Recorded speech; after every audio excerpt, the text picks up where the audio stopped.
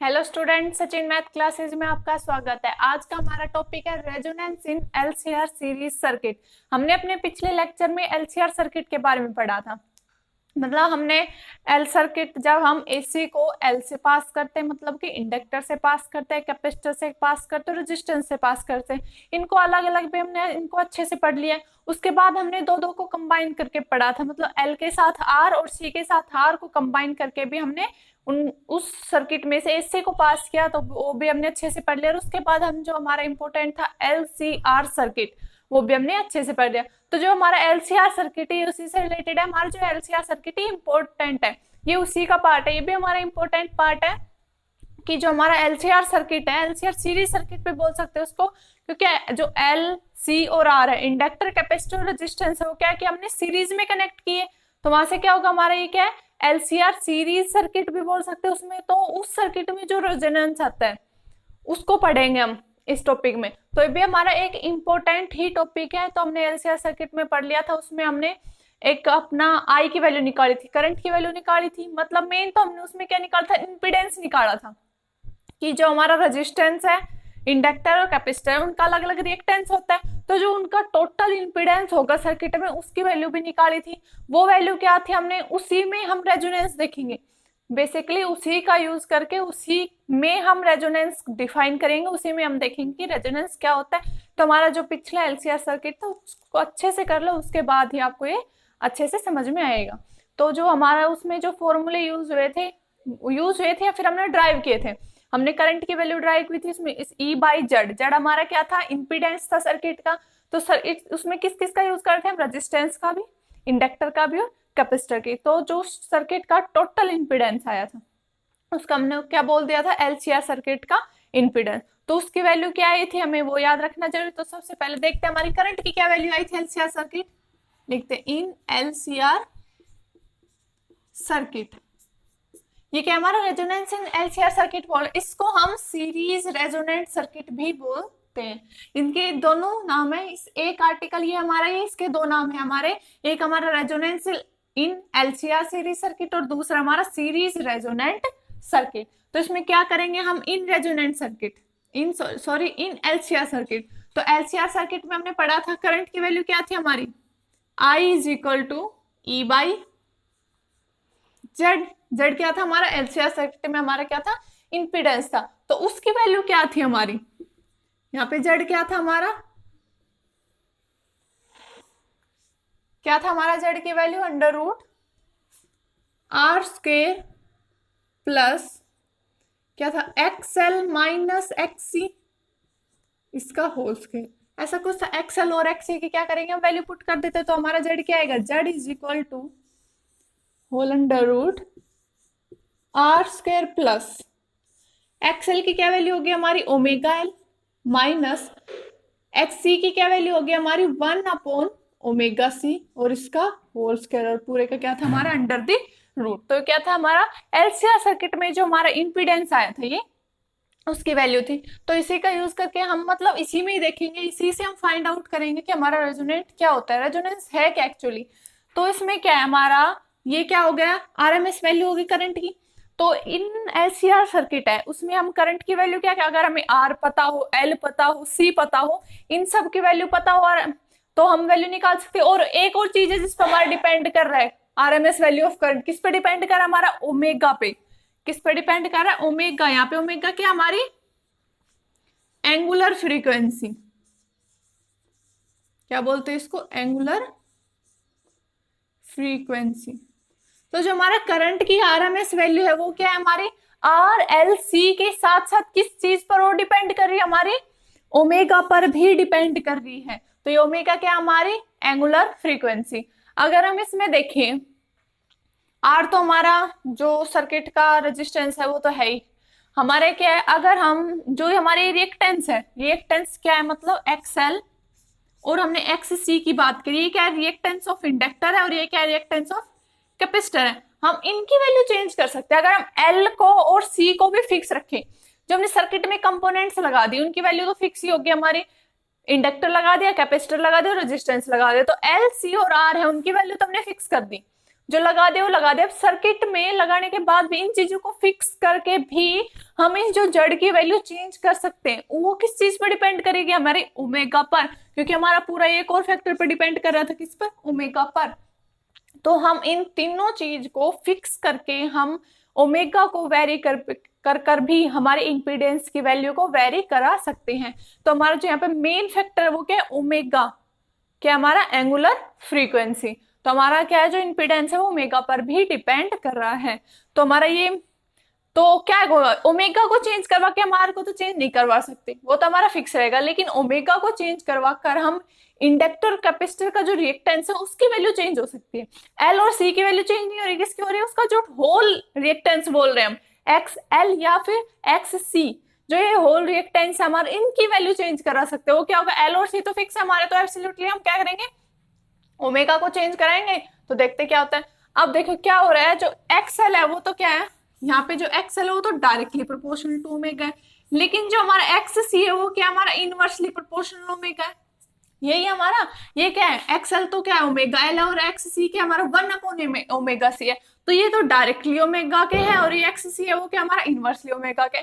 तो क्या करें, अगर हम ओमेगा की वैल्यू को इंक्रीज करें, अगर हम ओमेगा की वैल्यू को इंक्रीज करेंगे तो क्या होगा, इसको इंक्रीज करेंगे तो ये भी हमारा इंक्रीज होगा, लेकिन यहाँ पे क्या हो जाएगा, अगर हम इसको इंक्रीज करेंगे, इनवर्सली प्रोपोर्शनल है, तो यहाँ से क्या हो जाएगा, हमारा एक्स सी डिक्रीज हो जाएगा। तो एक इंक्रीज हो रहा है और एक डिक्रीज हो रहा है। अगर हम इसको डिक्रीज करें तो क्या होगा, इसको डिक्रीज करेंगे तो एक्सएल की वैल्यू भी हमारी डिक्रीज हो जाएगी, और क्या होगी, पर वहां पे क्या होगा, हमारा एक्स सी की वैल्यू क्या हो जाएगी, हमारी इंक्रीज हो जाएगी। तो एक इंक्रीज होगा तो एक डिक्रीज होगा, हमारा कोई फर्क नहीं पड़ता, मतलब एक चीज इंक्रीज हो रही है तो उसको साथ बैलेंस करने के लिए क्या, दूसरी चीज हमारी डिक्रीज हो रही है, तो उसकी वजह से क्या होगा, हमारे यहाँ पे भी इंपीडेंस की वैल्यू चेंज नहीं होगी, हमारी सेम रहेगी। तो मतलब हम ओमेगा की वो वैल्यू फाइंड आउट करेंगे जहां पर एक्स सी और एक्सएल दोनों क्या हो जाए, सेम हो जाए। सेम नहीं हो रही ना, यहाँ पे क्या हो रहा है हमारा, अगर एक को इंक्रीज कर रहे हैं तो दूसरी डिक्रीज हो रही है, और एक डिक्रीज अगर उसको डिक्रीज करते हैं तो फिर क्या होता है, दूसरी इंक्रीज हो जाती है हमारी, यही हो रहा है हमारा। तो हम ओमेगा की एक फिक्स वैल्यू फाइंड आउट करेंगे जिसपे क्या होगा, हमारा X C is equal to X L हो जाए। क्या करेंगे हम, क्या फाइंड करेंगे, ओमेगा की वो वैल्यू फाइंड करेंगे जिसके लिए X C is equal to X L हो जाए। उस वैल्यू के हम क्या बोलेंगे, ओमेगा नोट। हमने मान लिया वो वैल्यू क्या है हमारी, ओमेगा नोट। तो क्या मान लिया हमने, जो ओमेगा नोट वैल्यू है उसके ऊपर क्या होगा, हमारा जो रिएक्टेंस ऑफ इंडक्टर और रिएक्टेंस ऑफ कैपेसिटर है वो क्या हो जाए, हमारे इक्वल हो जाए एंगुलर फ्रीक्वेंसी की एक फिक्स वैल्यू के ऊपर। उसको क्या मान लिया, ओमेगा नोट, मतलब कि ओमेगा नोट एंगुलर फ्रीक्वेंसी है, वो वैल्यू एंगुलर फ्रीक्वेंसी की जिसपे रिएक्टेंस ऑफ इंडक्टर और रिएक्टेंस ऑफ कैपेसिटर दोनों क्या आ रहे हैं, हमारे इक्वल आ रहे हैं। तो इस ओमेगा फ्री, ये क्या है हमारी ओमेगा नोट, तो ओमेगा नोट ही हमारी क्या बोल देंगे, मतलब कि ओमेगा नोट को क्या बोलेंगे हम, रेजोनेंट एंगुलर फ्रीक्वेंसी बोलते हैं यहाँ पे। क्यों, क्या हुआ है इस पे क्या हो गया, omega L is equal to, sorry X L is equal to X C. तो जिस एंगुलर फ्रीक्वेंसी के ऊपर हमारे reactance of inductor is equal to reactance of capacitor आ जाए, क्या बोला, जिस ओमेगा की वैल्यू के ऊपर हमारा X L is equal to X C आ जाए, reactance of inductor is equal to reactance of capacitor, omega की उस वैल्यू को क्या बोलेंगे हम, रेजोनेंट एंगुलर फ्रीक्वेंसी। मतलब कि उस ओमेगा की उस वैल्यू के ऊपर हमें रेजोनेंस मिलेगा। रेजोनेंस की क्या कंडीशन है, रेजोनेंस कब होगा हमारा, जब X C is equal to X L होगा, तब हमारा सर्किट में क्या हो जाएगा, रेजोनेंस हो जाएगा। तो X L is equal to X C, it is the condition of the resonance, यही कंडीशन है। और उसके ऊपर जो हमारे ओमेगा की वैल्यू है, एंगुलर फ्रीक्वेंसी की वैल्यू, उसको क्या बोलेंगे हम, रेजोनेंट एंगुलर फ्रीक्वेंसी। उसको हमने किससे डिनोट किया, ओमेगा नोट से डिनोट करे। तो यहाँ पे ओमेगा नोट क्या है, ओमेगा नोट को क्या बोल देते हैं, angular, sorry resonant angular frequency, क्या बोलेंगे, रेजोनेंट एंगुलर फ्रीक्वेंसी, क्या हमारी ओमेगा नोट। हमें यही फाउंड आउट करना था, मतलब वही देखना था हमारा रेजोनेंस। हमारा टॉपिक का क्या नाम है, रेजोनेंस इन एलसीआर सर्किट। तो हमारा रेजोनेंस कब मिल रहा है हमें, क्या कंडीशन है रेजोनेंस की, जब हमारा reactance of inductor is equal to reactance of capacitor आ रहा है सर्किट में, तो वो क्या होगा, हमारा रेजोनेंस की कंडीशन होगी, वहां पे हमारा सर्किट में रेजोनेंस आ जाएगा। और उस पर जो हमारी एंगुलर फ्रीक्वेंसी की वैल्यू होगी उसको क्या बोलेंगे हम, रेजोनेंट एंगुलर फ्रीक्वेंसी, ये होगा। अब यहां से देखो क्या आएगा, एक्सएल की क्या वैल्यू होती है हमारी ओमेगा एल। तो क्या ओमेगा नोट पे है ना, तो इसको ओमेगा क्या लिख देंगे हम, omega naught L is equal to 1 upon omega naught C. तो यहां से हमारी ओमेगा नोट की वैल्यू फाइंड आउट करते हैं, हमारी ओमेगा नोट की क्या वैल्यू आएगी। तो क्या आएगी यहां से हमारी ओमेगा नोट की value, omega naught is equal to 1 upon root L into C. ये क्या हमारी रेजोनेंट फ्रीक्वेंसी की वैल्यू आ गई। क्या ओमेगा नोट क्या होगा हमारा, जो रेजोनेंट फ्रीक्वेंसी की वैल्यू होगी वो क्या होगी, 1 upon root L C.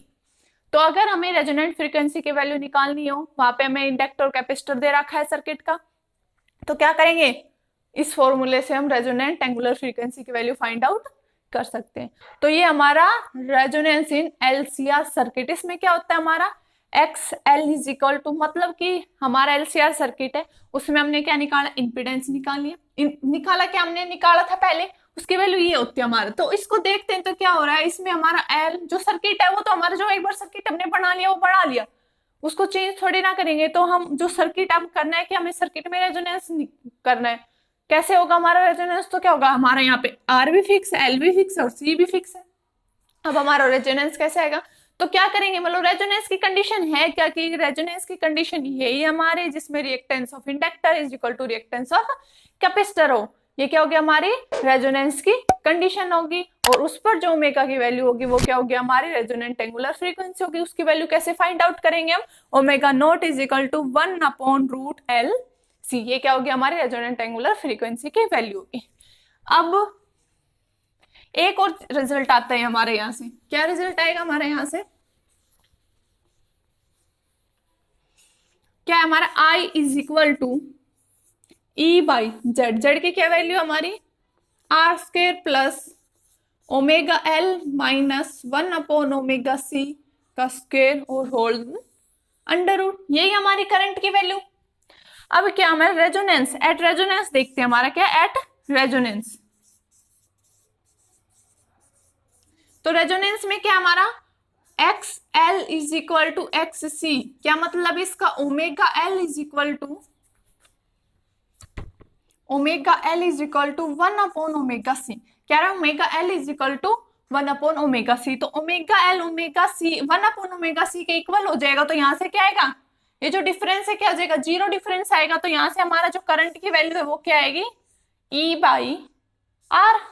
Are आएगी, जीरो हो गया और स्क्वायर से अंडर रूट कैंसिल हो जाएगा, ई बाई आर। तो ये क्या होगा सर्किट में, क्या होगा मिनिमम, मतलब क्या होगा, ये तो हमारा जो पहले देखो, पहले क्या था, पहले ये रेजिस्टेंस था हमारा, इंपिडेंस क्या था सर्किट का, ये पूरा था।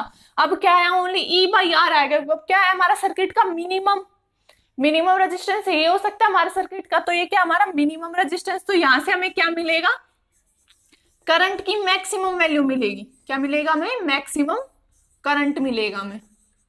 तो क्या है, जब सर्किट में रेजोनेंस आ जाता है वहां पे हमें क्या मिलता है, करंट की मैक्सिमम वैल्यू मिलती है। और उसकी वैल्यू क्या होगी हमारी, ई बाई आर।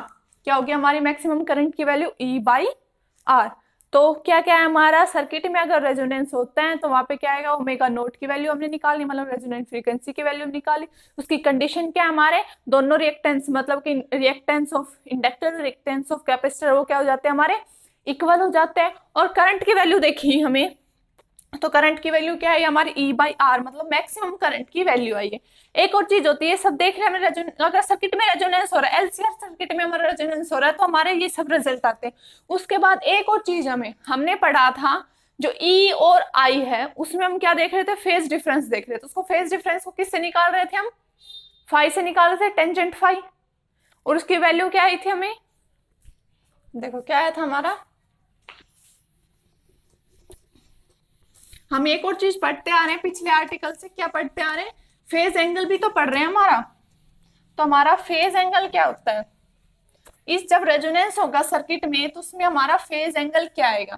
पहले रेजोनेंस की कंडीशन क्या आ रही है हमारी, X L is equal to X C आई है, ये चीज आई हमारे पास। इसका मतलब क्या है, omega L is equal to 1 upon omega C. यहाँ से क्या है हमारा, ओमेगा नोट की क्या वैल्यू आई है, 1 अपॉन रूट एल सी। और क्या है, आई की वैल्यू क्या है हमारे, ई बाई आर। ये क्या हमारा मैक्सिमम करंट आया हमारे पास। ये सारे रिजल्ट आए हमारे, जो मैंने अभी पढ़े हैं।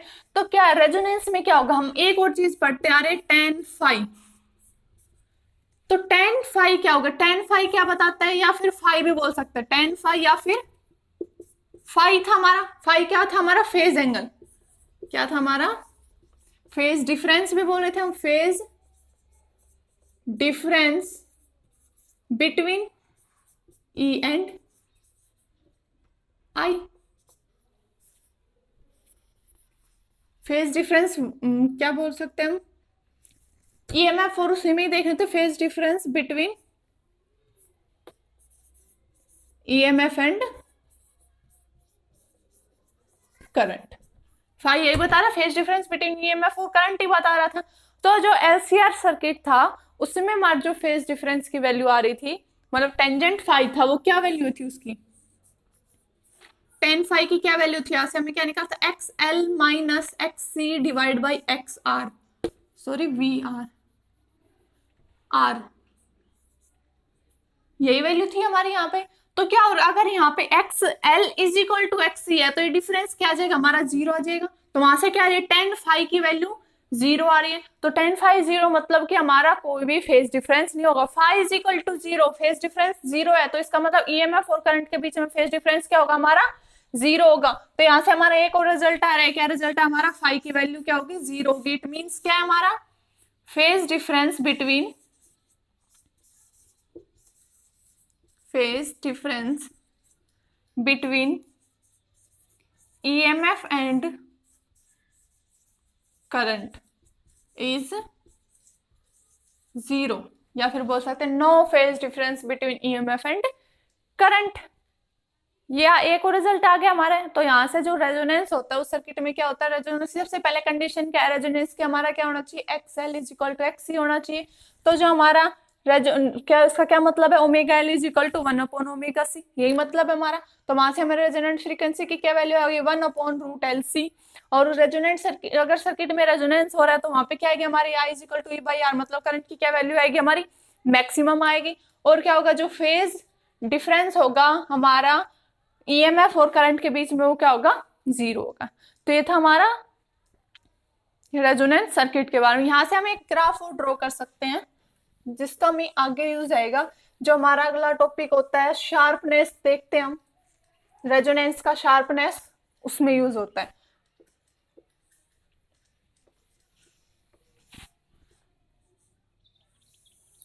तो अगर हम ओमेगा एंगुलर फ्रीक्वेंसी और करंट में ग्राफ ड्रॉ करें तो क्या आएगा, तो इसमें हमारा कुछ इस टाइप का ग्राफ आता है।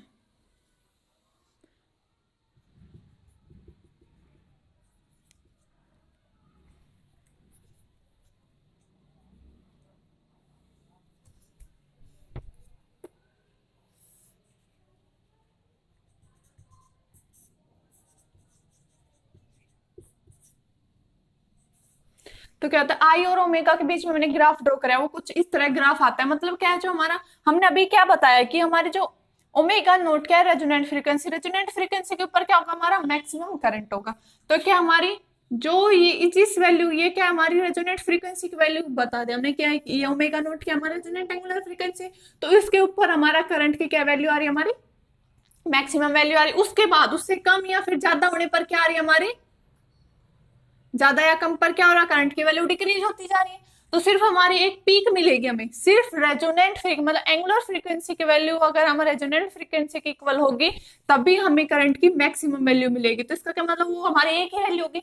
तो हमारे मतलब क्या, ओमेगा नोट पर हमें करंट के लिए क्या मिलेगी, एक पीक मिलेगी। ठीक, और बाकियों के लिए क्या होगा, हमारा करंट की वैल्यू कम होती जाएगी, डिक्रीज होती जाएगी। तो ये क्या हमारा एक ग्राफ आता है। तो इस ग्राफ को हम resonance, sorry sharpness of resonance में पढ़ेंगे अच्छे से। तो ये क्या था हमारा, रेजोनेंस इन LCR सर्किट, और इसका दूसरा नाम क्या हमारा, सीरीज रेजोनेंट सर्किट। तो ये था आज का हमारा टॉपिक। अगर आपको वीडियो में कोई प्रॉब्लम आए तो कमेंट करके जरूर बताना। वीडियो अच्छी लगे तो लाइक करना और हमारे चैनल को सब्सक्राइब करना। Thank you students.